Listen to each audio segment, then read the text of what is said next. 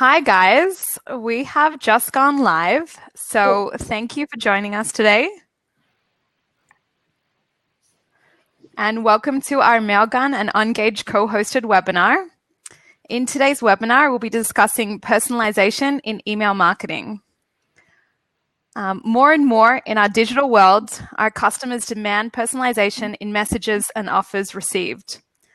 This element for an engaging customer experience where we aim to deliver the most relevant message to the most targeted segment at the right time.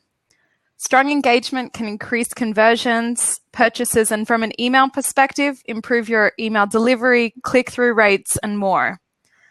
We continuously hear of personalization being a goal for marketeers, but of course, to implement and truly achieve presents a number of challenges. In our session today, we will explore 4 personalization tricks to improve your email results. I hope you find the session today to be insightful. To start off, I'd like to introduce my co-host, Elena Aguirre-Guidet. Hey, everyone.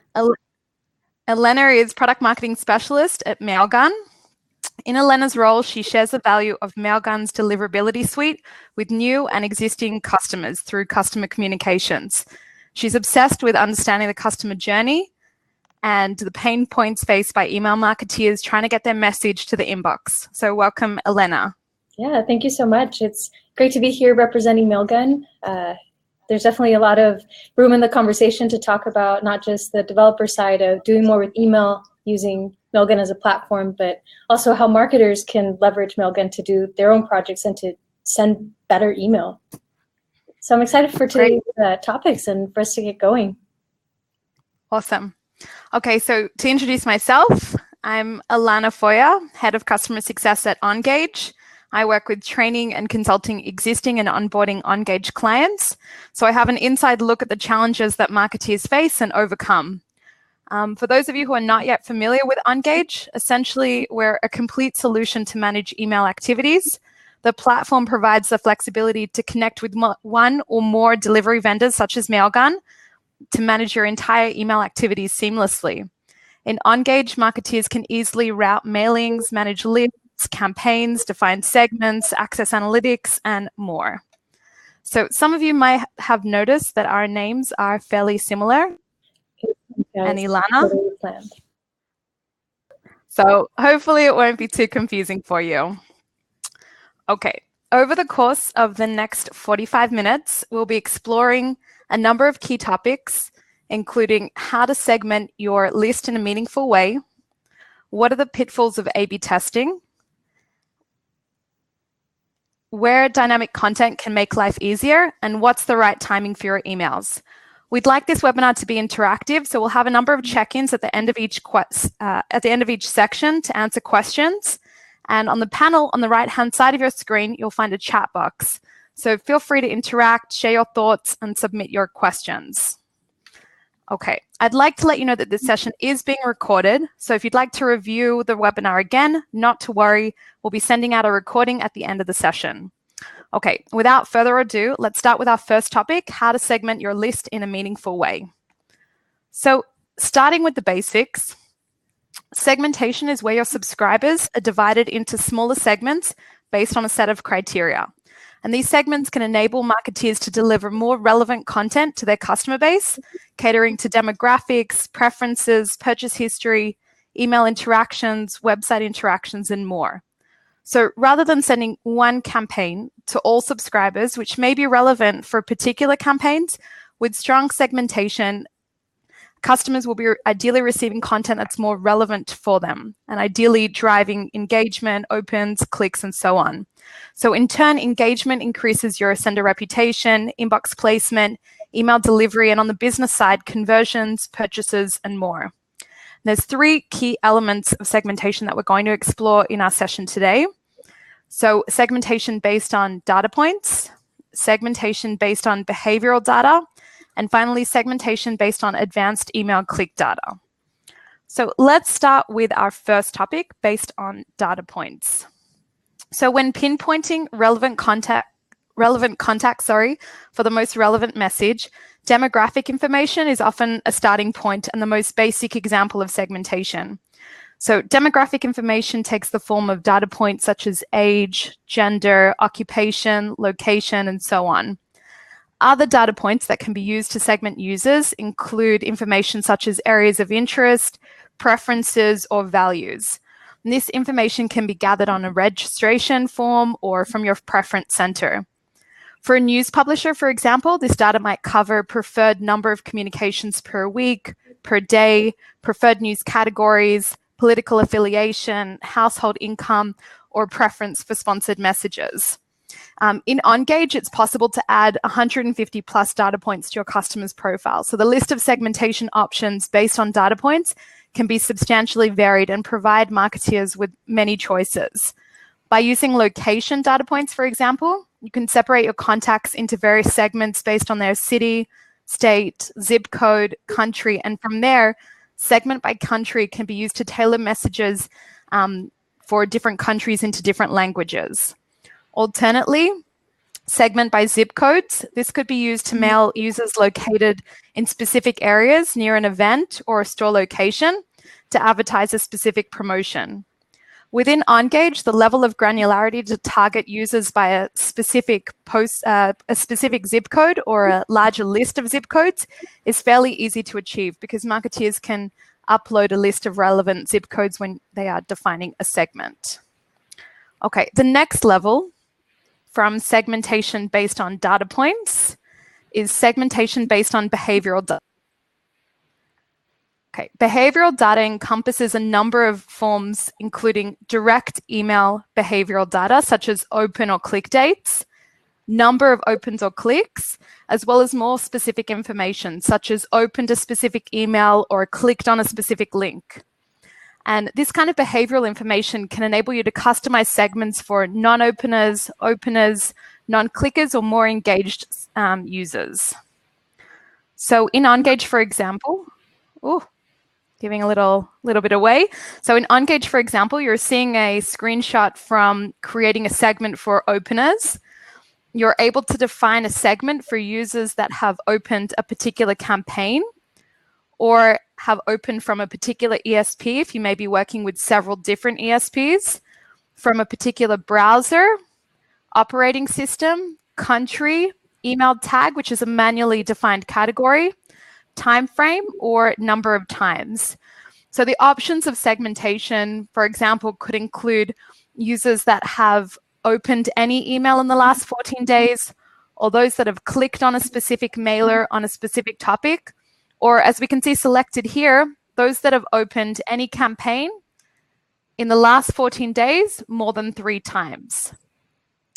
So behavioral data can also include activities that occur post-click. So for example, registration, conversions, or purchases. Finally, behavioral data may also include external information from your CRM or data warehouse, such as website logons, whether the customer is paying or freemium, products viewed, purchase history, and customer value. Of course, combining all of these different behavioral data points together can create hyper-segmentation or very targeted groups, and in turn, further enrich your personalization possibilities. As an example of a high potential segment that combines different behavioral data together, that could be recent openers that have not purchased that with a website logon today. Ultimately, the segmented groups will enable marketeers to take a greater step towards personalization. On the reverse, just as important as segmentation of users that you would like to target, it's also important to think about the users that you don't wish to target or you wish to lower the frequency of send to. So those might be your less engaged or unengaged users. For example, those that you have sent to a certain number of times over the last 90 days and have not opened any mails in that period. So whilst more engaged users are more likely to interact with your emails, react positively to a higher number of mails, less engaged users or unengaged users, they can have a negative impact on your reputation by not opening your mail, or worse, by marking your mail as spam. So accordingly, segmenting less engaged users and excluding these segments from your send can help prune older unengaged users and in turn improve your sending metrics, your reputation, and your overall delivery. Okay, The last element that I'm going to run through in segmentation is that based on advanced email click data. So some platforms, including Engage, can capture, update, and allow you to utilize the data from links that email subscribers have clicked on within an email. This kind of data capturing enables you to record data points that we explored earlier, like areas of interest, preferences, or intentions. So looking at this concept within travel, for example, you can see that this is an excerpt from a newsletter with a number of different promotions with accompanying links to visit different destinations, San Francisco and New York. With advanced email click data, or updated click as we know it at Engage, marketeers can capture information based on clicks. So here, that information is their destination preference or intended destination of travel. The subscriber here is seeing visit San Francisco. And once that subscriber is going to click on the email to reach the offer for visiting San Francisco, for example, their respective destination field, and we can see that here as dest is the field title. This is where we would record the destination of SF, standing for San Francisco. And we can record this information either for the last destination clicked on or append all of the different values for all of the destinations that a subscriber has clicked on. So update on click provides for many options for hyper-personalization. And just as a few examples, marketeers could then segment out all of those clients that were interested in San Francisco and send customized offers for a holiday hotel or activities in that destination. And as a further advanced use case, marketeers could consider this data in affinity analysis or market basket analysis in the e-commerce world, which is where the following marketing campaigns might be crafted as based on analysis that if you purchase a product, or in this case, if you expressed interest in a destination, then subscribers might be more likely or more interested in another group of items or another set of destinations. Okay, I might just take a moment to remind you that our chat box on the right-hand side is open, and you're able to add your questions if you do have any. Yeah, and we actually do have a question. Anthony was curious and wanted to know if we could explain some of the hardest challenges faced with producing quality email campaigns. Okay, and we certainly will be covering that throughout our session today. We're going to look at a number of topics in our session around personalization. I think that it might be best to wait until a little bit later because we're going to be talking through certainly dynamic content. Elena, unless you wanted to. Yeah, I think it's a good transition into the second topic that we were going to touch on today on how to personalize and improve your email campaigns. And that goes into the topic of A/B testing, which is crucial in your marketing tool belt to be able to optimize and over time improve the performance of your email marketing campaigns. And there are a couple of things to keep in mind when you're doing A/B testing, because testing all the things at one time is not necessarily the best way to go, especially if you're looking to measure things over time and if you're looking to adjust specific performance aspects of your email programs. And so part of that, and I think probably the first step, is to decide how you're going to be measuring success, because it can mean a lot of different things depending on who's executing or who you're talking to. So if, for example, you're a new brand, you're trying to pick up awareness in the market, unaided awareness, and you're seeing that you have subscribers that are interested in receiving your communications, but maybe your conversion rate is really low. They're opening your emails and they're not really taking any action.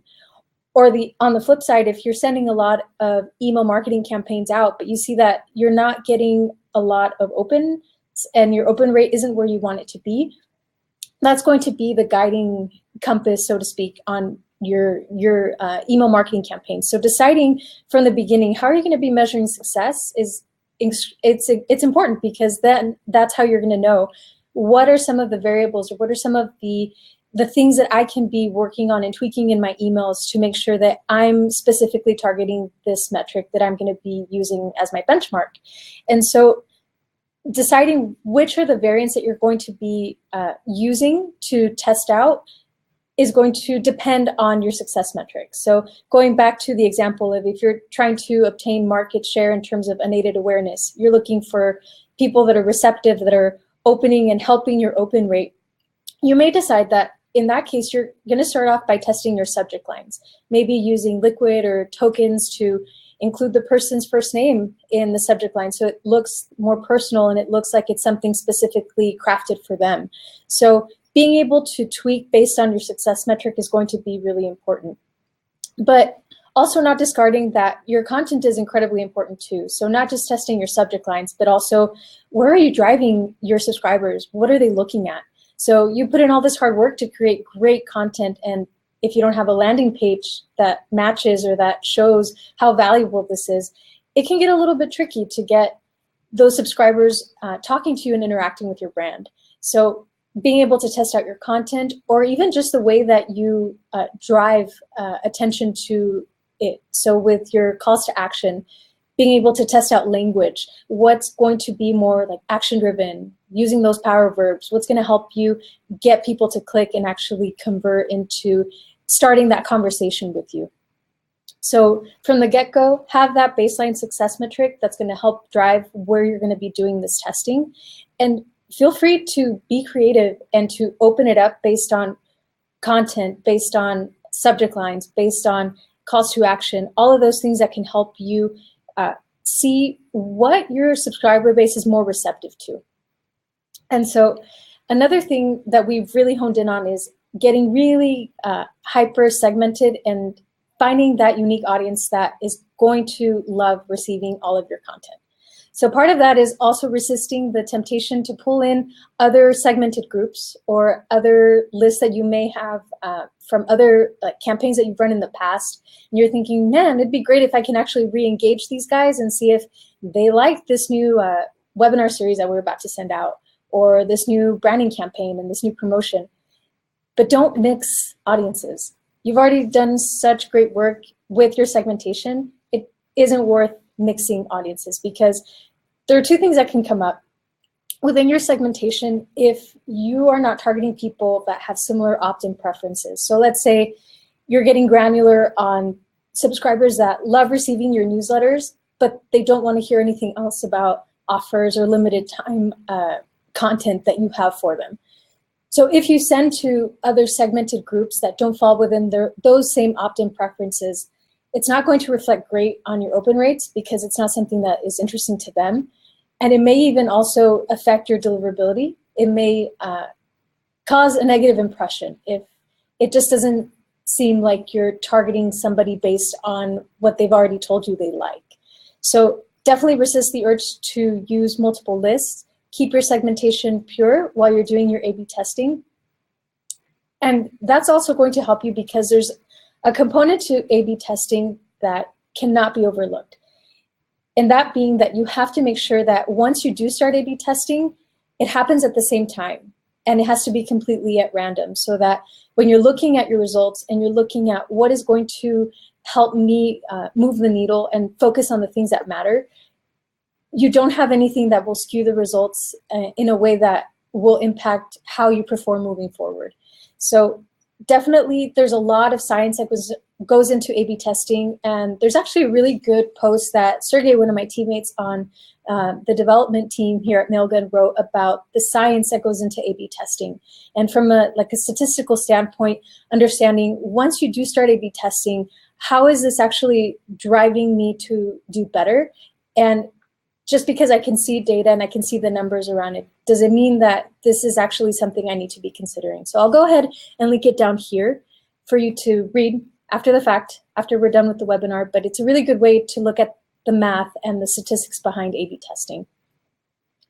But let me see, I think we had a couple of questions that came in here.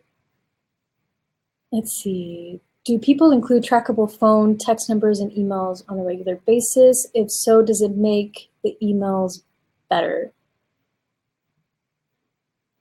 I would say that has a lot to do on the execution piece with how you're structuring your email marketing campaigns and on how you're abiding with like data privacy laws. I know that GDPR was a big deal for marketers in 2018, and moving forward, it's still going to be something that helps us govern what kind of information we track and what kind of information we ask for. So that's something to keep in mind. Even if you can track that information and you can include it, it doesn't necessarily mean that you should. And it would just be good to kind of keep pulse on those kinds of rules and I guess best practices that we have to abide by. And then there's another question here. I have a coworker who wasn't able to make it due to another meeting. Will this be recorded? Yes. So after the webinar, we'll definitely be able to address your questions if we don't have enough time to get to them. And we'll be sending this to everybody that attended and those that registered and couldn't join us today. So do expect that. It's going to be heading your way to the inbox.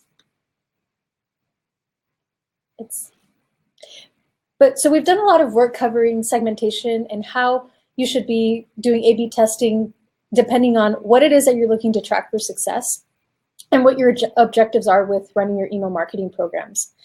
But part of this A/B testing should give you the insights to actually test out different content according to whatever segmentation you're using at the time. So dynamic content is something that's incredibly useful for a marketer. It helps you do more with what you already have in-house. So all of that great content you're putting together, all of those great templates that your team has already created that are on point, on brand, doing more with them and not reinventing the wheel when you go ahead and start actually executing on your programs. And part of dynamic content, yes, there's the actual tactical execution of it, but even kind of taking it a step back and understanding I have my segmentation and I have this great content that goes with it, but also understanding where your customers and your subscribers are in their journey with you as a brand. So that's something that shouldn't be overlooked, incredibly important in terms of understanding who you're talking to. So in your audience, you have subscribers that have similar preferences, and maybe some of them have already purchased from you and they're recurring customers and they love your brand, they love your product.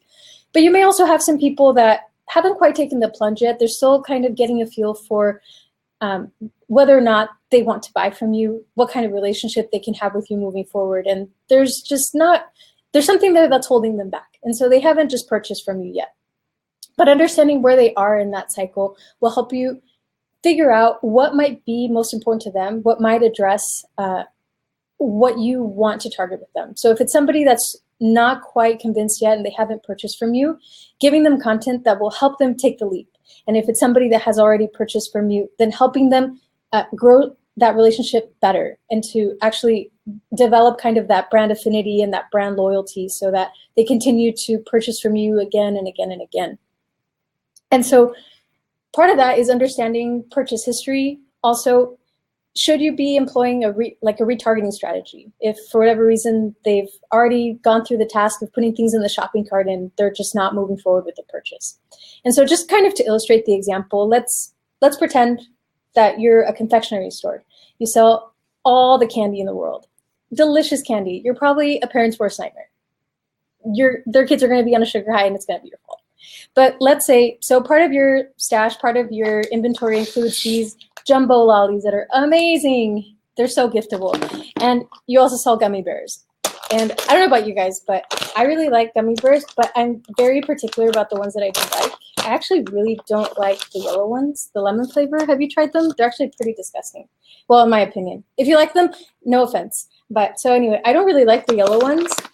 And if I was able to customize, and let's say within your database of confectionery subscribers and buyers, you have a way of actually being able to isolate which subscribers in your database would love the opportunity to actually be able to create their own custom bag of gummy bears. Like actually pick out only the ones that they like in the batch. And so if for whatever reason they're somehow not interacting with your brand or they're not really going for this, sending them a retargeting campaign where you tell them, hey, I would love for you to come in, pick out a bag of your choice and just customize it to your choosing, and sending them maybe even like a 15% discount to just come into the store and do that.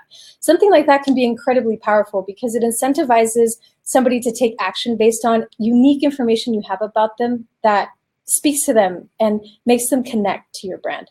So those kinds of retargeting strategies can be incredibly effective, where you're giving them a discount, you're giving them an incentive to come in and to actually engage with your brand.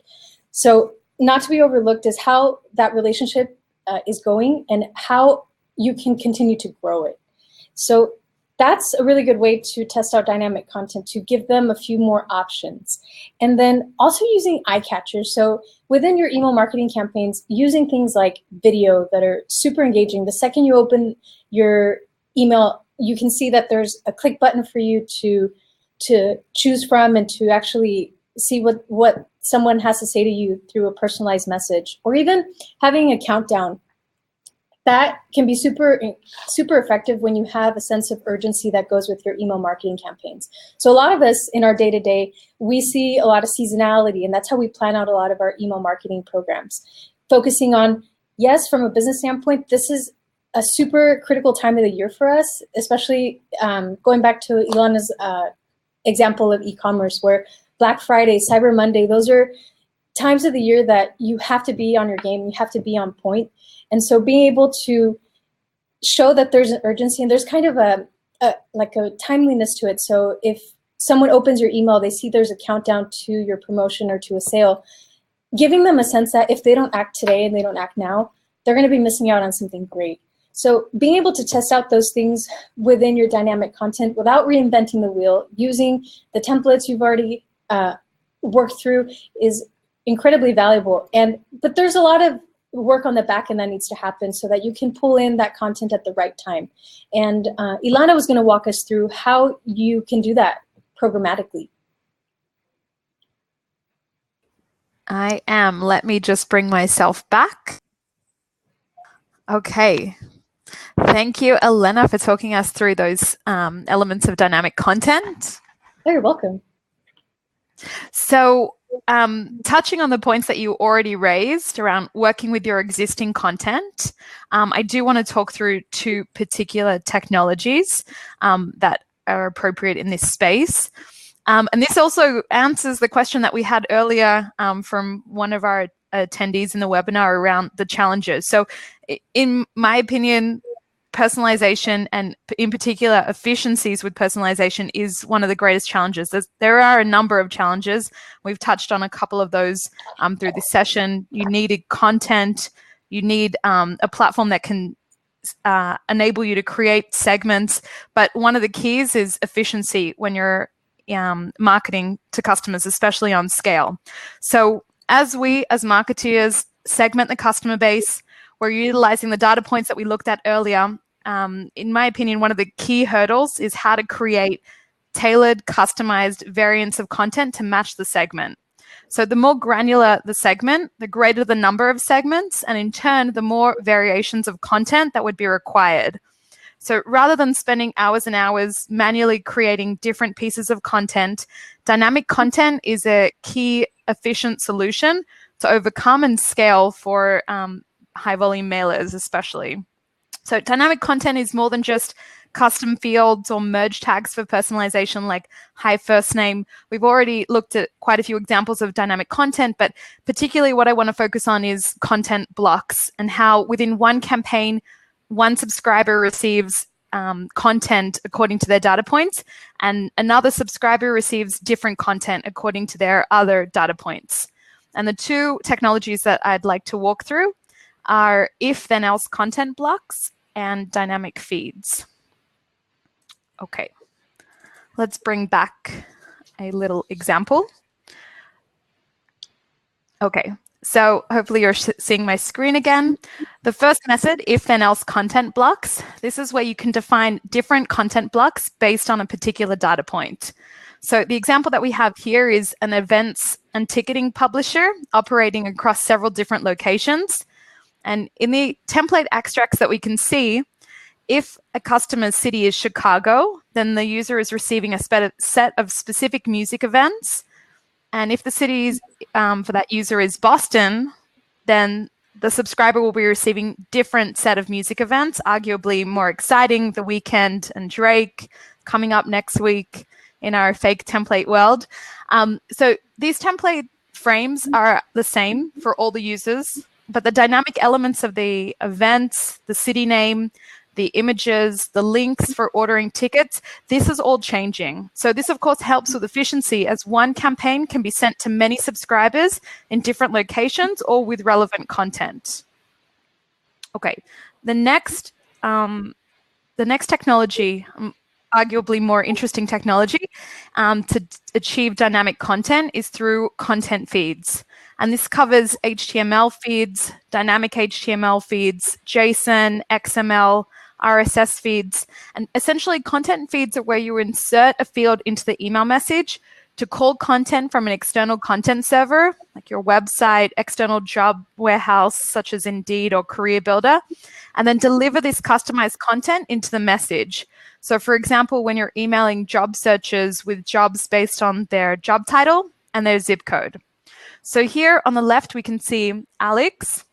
Alex is a software developer based in New York.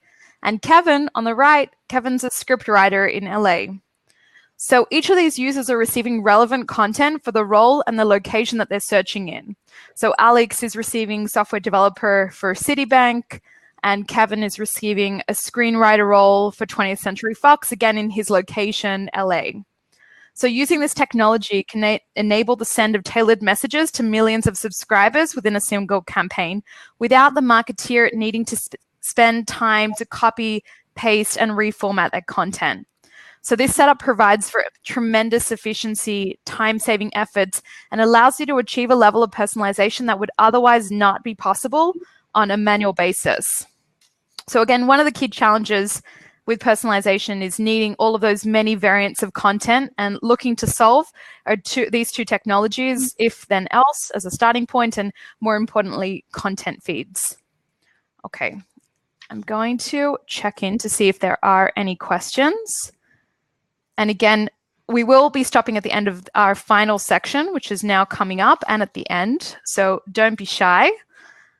And I think at this point, Elena, yeah, I'm going to hand to talk about, now that you've got your dynamic content rocking and rolling, probably the moment of truth, what you've been leading up to just in all of the tweaks you've made to your campaigns, is understanding you've got it ready. When should you send it?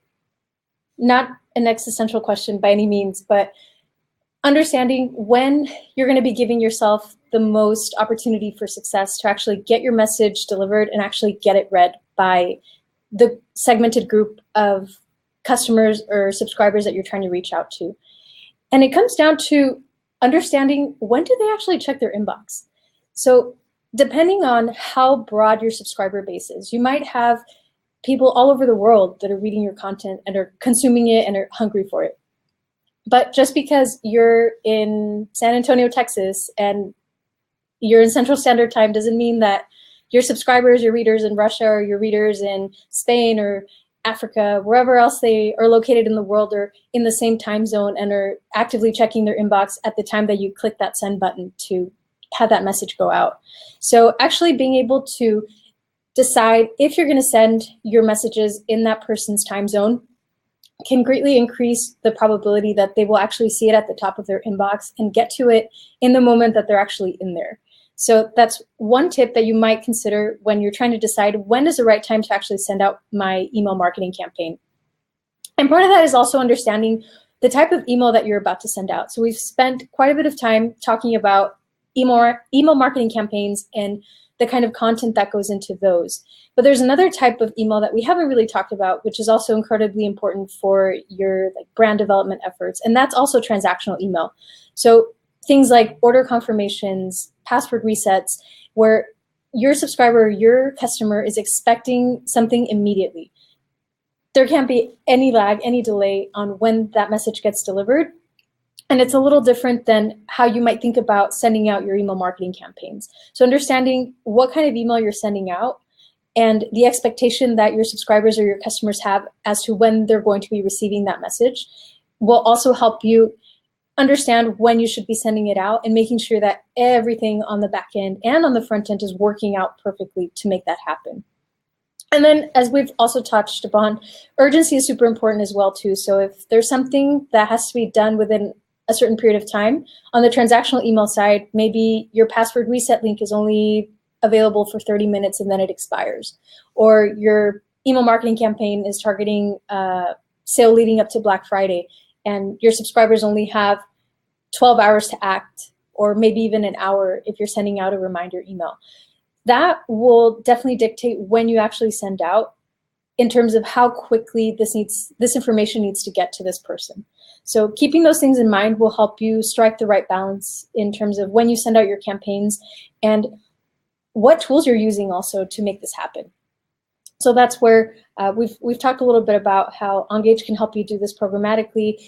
Mailgun can also help you power and engine the mechanisms that help you send out this email and make sure that it gets delivered and into the inbox at the right time. So also not to be overlooked is also leveraging what you have. So if you can actually take a step back, look at your data, see how past email marketing campaigns have performed in terms of when you sent it out, day of the week, time of the day, that could also give you an understanding of within your subscriber base when that window of opportunity actually exists. So we're open to questions, and I think that's a good way to pivot into the Q&A section, don't you think? Just coming back on. Oh, I'm here. Yeah, so if you guys have any questions, please feel free to ask here within the comments, or also reach out to us after the fact. We'll be including our email address as well, so feel free if you have questions about Mailgun or Engage to also engage with us via email. Yeah, so as well as that, if you do want to attend more webinars on the topic of email marketing, either Mailgun or Engage, we all do run webinars. We also post relevant content, so feel free to reach out on LinkedIn or follow us on our social pages, and you'll be sure to be kept in touch on other future events. But otherwise, don't be shy, guys. Okay, we're just reading some of the questions in the chat box. Just 1 second.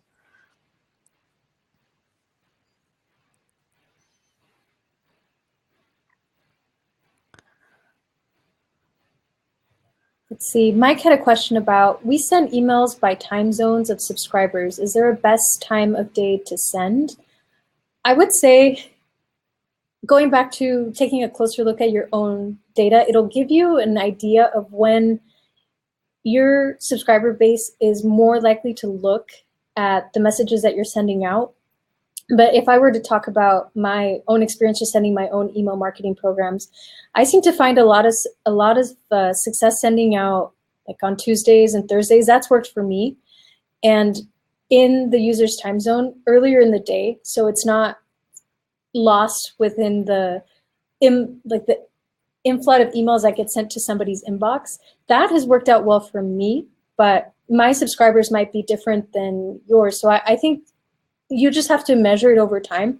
And if you have the ability to do some heat mapping, see on like a Monday through Sunday weekly calendar, when are you seeing the most open rates within your messages? And if you have the ability to go back and look at the timestamp data for your emails, it might give you an idea of what that specific window is for you. But definitely use the data that you have and do a little digging. It'll pay off. And then let's see. Yeah. So just further on that, within Engage, you can certainly send by time zone. You can send by zip code. We are actually developing a few tools within this space to customize that time of day send. We're hoping for launch in the later half of this year. So watch this space. As we're developing technology right here in this space that would be really exciting to talk about a little later on. Yeah, we also had a question here. Oh, split testing. Yeah, if split testing content subject lines on a 4-hour timer to decide the winner at the end, would I want that 4-hour timer to end at the moment that I ideally want to send? I would caution you in doing that because it may not give you enough time to actually analyze the results. You may want to separate your testing from when you actually want to send, just to give yourself enough time to actually comb through the results and tweak if you need to. So if you look at the winner after a 4-hour time period, it might not be enough time to move forward with actually targeting a bigger portion of your customer base. So I would definitely leave a little bit of buffer room to understand your results fully. And then, do you have a webinar for a more technical session on using dynamic in either HTML and or be-free editor?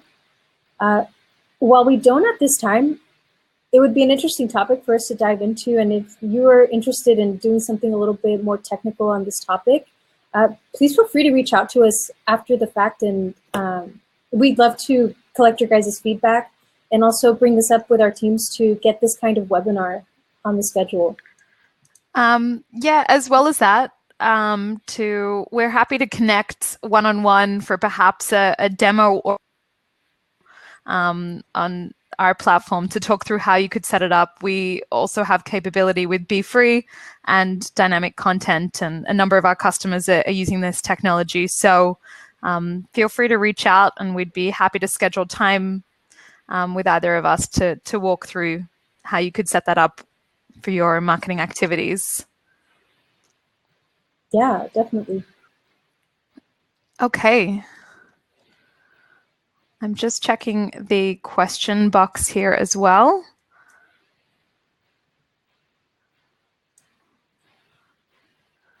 Yes, somebody was asking if you could talk a little bit more about Engage's send according to time zone feature. Okay. So within Engage, you're able to schedule out your messages to send either at a particular time, or you have a couple of other options, including send by time zone. The time zone can be based on a particular data field that you might have, which identifies whether the customer is located, for example, in GMT, GMT +2, etc. So you could schedule out an email for 8 p.m. and, of course, have that reach clients at 8 p.m. in their respective time zones.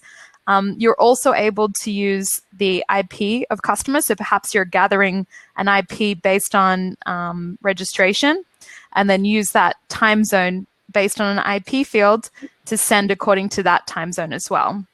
So yeah, we do have existing technology where you're able to tailor out that message to send according to a particular time if you wanted to reach customers at a particular exact time. And that varies across those different locations. Yeah, that's great. We can probably also, if you have a recording of this feature in action, probably send that out as well to everyone with the webinar recording too. Cool. All right. So we'd really like to thank everyone for attending the session today. If you do think of any further questions, then again, please feel free to reach out either to our Contact Us page or via email. Again, we'll be sending out the recording after this session. Yeah, this was a lot of fun. Ilana, thank you so much for having me co-present with you. Thank you for having me as well. So I have to send you a bunch of these red gummy bears. Sorry, I wish I could share. But I'm ready to catch. All right. Thanks, everyone. I hope you enjoy the rest of your day. And again, we'll reach out to any questions that do come up afterwards. But thank you very much for joining. Thank you, everyone.